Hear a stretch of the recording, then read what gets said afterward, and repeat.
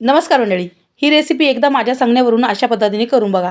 त्यासाठी मी थोडा जास्त लसूण घेतला आहे आणि कोकमसुद्धा थोडं जास्त घेतलं आहे। थोडंसं पाणी टाकून मिक्सरमधून वाटून घेतलं आहे। आता वाटीभर तांदळाचं पीठ, घरगुती तिखट, हळद, हिंग, मीठ आणि थोडीशी कोथिंबीर बारीक चिरून टाकली आहे। आता हे मिक्स करून घेतलं आहे आणि त्याच्यामध्ये थोडंसं पाणीसुद्धा टाकलं आहे, ज्याने आपलं हे जे मिश्रण आहे ना ते छान ओलं होईल।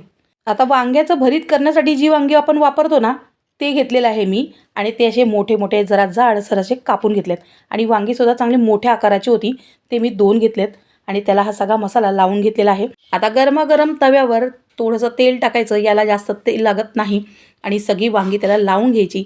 वांगी सगळी टाकून घेतली की त्याच्यावर थोडीशीच कोथिंबीर टाकायची दोन्ही बाजूने आणि नंतर मस्त खमंग असं परतून घ्यायचं। खूप टेस्टी लागते ही वांगी। माझा मुलगा तर अजिबात वांगी खायला मागत नाही, म्हणजे वांग्याची कोणतीही भाजी असू दे तो खात नाही, पण अशी केली ना तर तो खातो। मग त्याच्यासाठी मला हे करावं लागतं। तर तुम्ही सुद्धा नक्की करून खा। जर तुमच्या घरात पण कोणी खात नसेल ना तर नक्कीच वांगी खातील आणि त्याच्यासोबत ना फक्त वरण भात हवं, बाकी काही कशाची गरज लागत नाही।